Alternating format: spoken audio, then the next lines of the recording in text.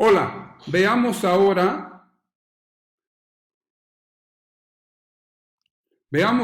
la actualización jurisprudencial de este viernes 11 de septiembre del 2020. Tenemos 19 nuevos criterios para estudiar provenientes de las salas de la Suprema Corte, de los plenos de circuito y de los tribunales colegiados de circuito.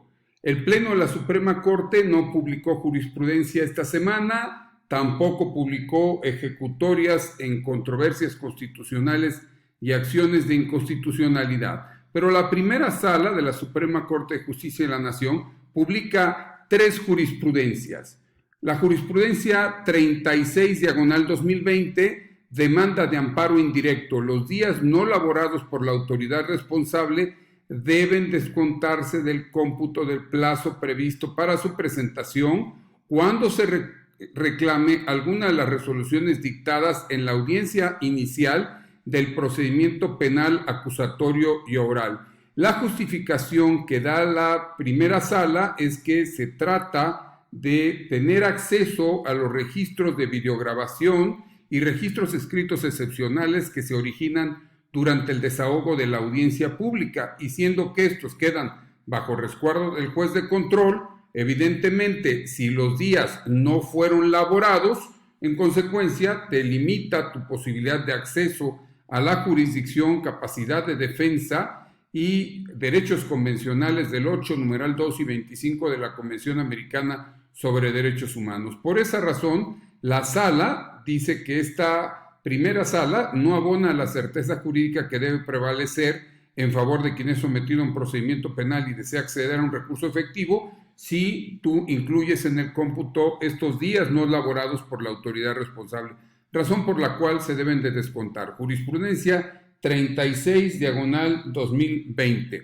En la jurisprudencia 3/2020 de la primera sala, costas por condena en sentencias conformes de toda conformidad. No se configura esa hipótesis legal cuando se confirma en apelación un auto que declaró la caducidad de la primera instancia. En este sentido, interpretó el Código de Comercio y la legislación procesal civil del Estado de Baja California. En consecuencia, llega a la conclusión que este tipo de autos que declaran la caducidad de la instancia resultan ineptos para actualizar la hipótesis normativa en materia de costas que establece que procede la condena cuando una parte fuera condenada por dos sentencias adversas conformes de toda conformidad, sin tomar en cuenta la declaración de costas en primera instancia, pues el auto de caducidad no es ni puede equipararse a una sentencia definitiva. Esta es la jurisprudencia 3/2020 de la primera sala de la Suprema Corte de Justicia de la Nación. En la jurisprudencia 37/2020 de décima época, la primera sala nos dice: amparo indirecto. La jurisprudencia segunda 9/2018 emitida por la segunda sala de la Suprema Corte de Justicia de la Nación no es aplicable para determinar si los días no laborados por la autoridad responsable deben descontarse del plazo previsto para la presentación de la demanda cuando se reclame alguna de las resoluciones dictadas en la audiencia inicial del procedimiento penal acusatorio oral. Esto nos lleva a la consideración. La segunda sala, dice en la jurisprudencia 9/2018, demanda de amparo indirecto, los días no laborados por la autoridad responsable deben descontarse del cómputo del plazo previsto para su presentación cuando el acto reclamado derive de un procedimiento jurisdiccional administrativo llevado en forma de juicio. La primera sala dice, ok, eso dice la segunda, pero la primera sala consideramos no aplicable esa jurisprudencia y se afirma lo anterior porque emanó de procedimientos jurisdiccionales escritos y aquí se tiene una característica de justicia oral. Por esa razón hace la distinción. Estas son las tres jurisprudencias de la primera sala de la Suprema Corte de Justicia de la Nación. En cambio, la segunda sala nos obsequia una jurisprudencia y 5 tesis aisladas. La primera jurisprudencia es la 27/2020, rubro turismo. El artículo 4, fracción 12 de la Ley General Relativa no viola el principio de reserva de ley. Con esto basta de su solo rubro. Ya sabes, bajo ese aspecto no combatas la inconstitucionalidad, al menos en ese sentido, porque la sala considera que no aplica el principio de reserva de ley o no es infringido. En cambio, en la tesis 13 romano diagonal 2020, nulidad en el juicio contencioso administrativo federal, los artículos 51, 52 y 57 de la Ley Federal de Procedimiento Contencioso Administrativo respetan el principio de seguridad jurídica, pues también una oportunidad menos, al menos en un precedente con la actual integración. Pero mira qué interesante, esto se sesionó en realidad el 2 de octubre del 2019 por mayoría de 3 votos de los señores ministros entonces integrantes, y pues ha cambiado la integración de esta sala. Sería muy interesante si lo volvemos a plantear qué pasa. En la 14 diagonal 2020, juicio contencioso administrativo federal, procede a declarar la nulidad para efectos cuando los vicios de invalidez advertidos sucedieron en la fase de liquidación y se refieren al mecanismo utilizado por la autoridad para determinar la situación fiscal del contribuyente. Con ello tenemos entonces un ejemplo de que esta actuación implica la actualización del supuesto previsto en el artículo 51 cuarta de la Ley Federal de Procedimiento Contencioso Administrativo por dejarse de aplicar las normas debidas, y toda vez que el acto anulado proviene del ejercicio de facultades discrecionales, ello permite a la autoridad fiscal, si así lo considera adecuado, emitir una nueva resolución en la fase de liquidación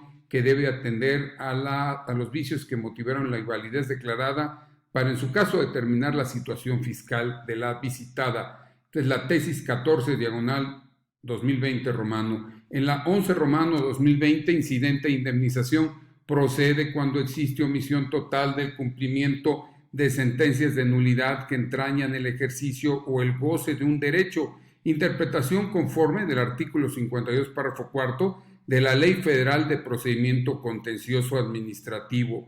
A la conclusión que llega la sala, que no se requiere, como para efectos de procedibilidad, poder analizar el incidente respectivo, sino solamente se trata de un elemento para el cálculo que permite determinar o fijar la indemnización o la improcedencia, en este caso de dicha indemnización.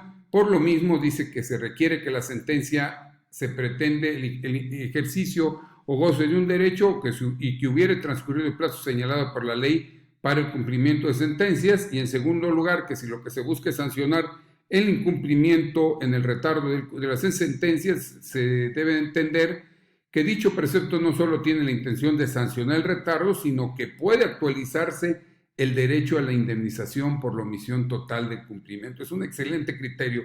Me encantan estas tesis que, aunque por mayoría de votos, le dan mayores posibilidades de defensa al gobernado. En la tesis 10 romano, segunda sala, diagonal 2020, correo electrónico de la autoridad, es innecesario que ésta lo señale de nueva cuenta cuando comparezca con la calidad de tercero interesado si ya lo hizo con el carácter de autoridad demandada. Hace la interpretación de los artículos 14 último párrafo, 19 último párrafo y 67 penúltimo párrafo de la Ley Federal de Procedimiento Contencioso Administrativo. Y finalmente, en la 12 romano diagonal 2020, Comisión Reguladora de Energía, la figura jurídica de jefe de la unidad de electricidad creada a partir de los artículos 7, fracción décima, 8, 28 y 36 del reglamento interno de aquella, en su texto anterior a la reforma publicada en el Diario Oficial de la Federación del 11 de abril de 2019, no vulnera el artículo 90 de la Ley Suprema, y con ello, pues los jefes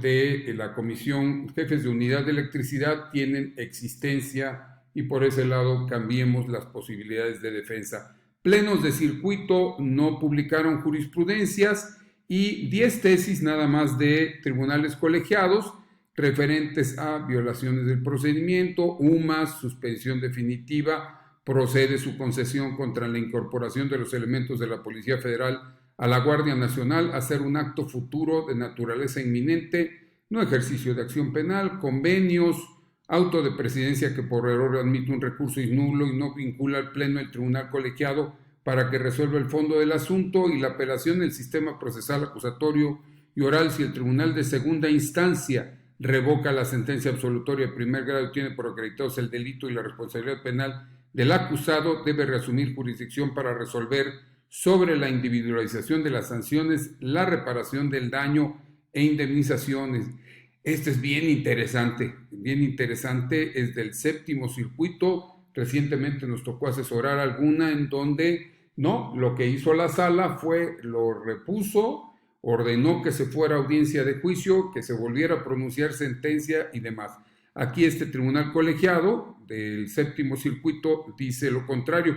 Interesante, habrá que ver la denuncia de contradicción de tesis. Con estos son los criterios que debemos de estudiar porque entraron en vigor precisamente hoy 14 de septiembre de 2020 y nos resultan vinculantes. Yo te quiero agradecer. Ayer cumplimos 7 años en charlas de amparo, ha sido un esfuerzo de muchos años, 27 años hablando de amparo y cada día me enamoro más de este hermoso juicio. Ahora como postulante independiente, como consultor legal en el área de amparo, el próximo año ya puedo postular, según opinión del Consejo de la Judicatura Federal, pero pues te agradezco, tenemos a Telles Espinosa Consultoría Legal, a Telles Espinosa Editores, damos cursos, revisamos demandas, damos asesoría y demás. Les agradecemos mucho, aprovechamos para felicitar nuevamente a Elisa Velázquez, que es quien no conoce a Elisa, si has estado en los cursos de charlas de amparo, es la encargada de la edición multimedia, es una joven muy entusiasta, sabes que eres gran parte de este equipo, querida amiga, felicidades a ti, a tu mami, a tu familia y sobre todo que te sigas pasando un cumpleaños excelente. Ya están esperando ahí en la mesa del comedor para poderla festejar hoy. Mientras eso sucede, mi nombre es José Eduardo Telles Espinosa, esto es Charlas de Amparo, Telles Espinosa Consultoría Legal. Muchas gracias.